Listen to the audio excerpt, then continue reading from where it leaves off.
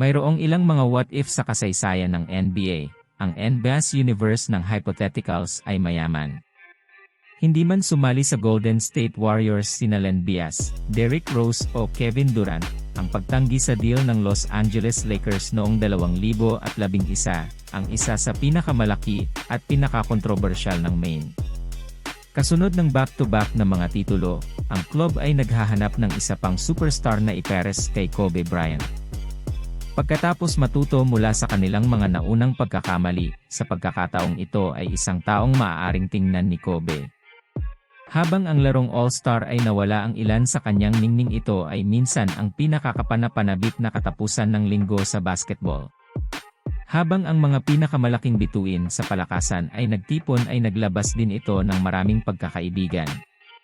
Si Chris Paul ay naglagay ng mahusay na mga season sa New Orleans, ngunit nahirapan sa postseason. Ang Lakers ay naranasan kamakailan ang kanilang unang pagkatalo bago sa finals kay Dirk ngayon, at ang Dallas Mavericks pagkatapos ng 3 finals appearances na may 2 tagumpay. Bilang resulta, ang Lakers ay nagtulungan ng isang deal para dalhin ang 6-foot magician sa kanilang fold upang palawigin ang kanilang championship window. Gayunpaman, nagawang ipagbawal ng NBA ang transaksyon dahil mayroon itong minority share sa Hornets noong panahong iyon. Naging hypothetical ang isang fantasy senaryo para sa kapakanan ng salinlahi. Habang ang kakulangan ng tagumpay ng mga biro ay maaaring makapinsala sa CP3 at sa kanyang pamilya sa senaryo, ay medyo iba kung ang transaksyon ay dumaan. Ang mundo ng basketball ay muling umuugong sa nakakaintriga na posibilidad ng isang nakakagulat na hakbang.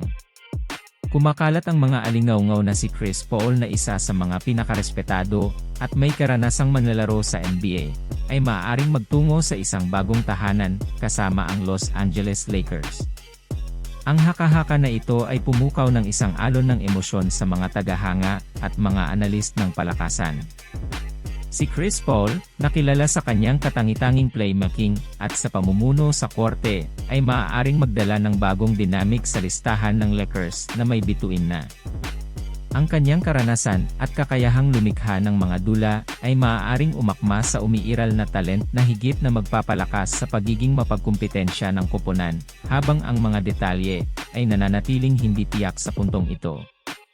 Ang potensyal na pakikipagtulungan sa pagitan ni Chris Paul at ng Lakers ay tiyak na nagtataas ng mga katanungan tungkol sa kung paano mahuhubog ng unyong ito ang paparating na season ng NBA.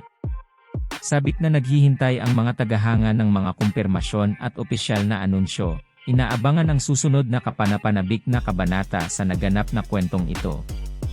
Iwanan ang iyong opinyon sa mga komento. Salamat sa panonood. Kung nagustuhan mo ang video, siguraduhing mag-subscribe sa channel at i-click ang icon ng bell upang maabisuhan kapag nag-post kami ng mga bagong video.